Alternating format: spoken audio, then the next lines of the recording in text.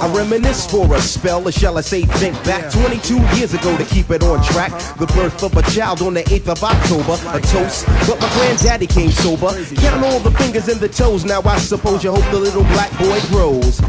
18 years younger than my mama, but I really got beaten cause the girl loved drama. In single parenthood, there I stood. By the time she was 21, had another one. This one's a girl, let's name her Pam. Same father as the first, but you don't give a damn. Irresponsible, plain not thinking. Papa said Joe, but the brother keep winking. Still he won't down you or tear out your hide. On your side while the baby make a slide.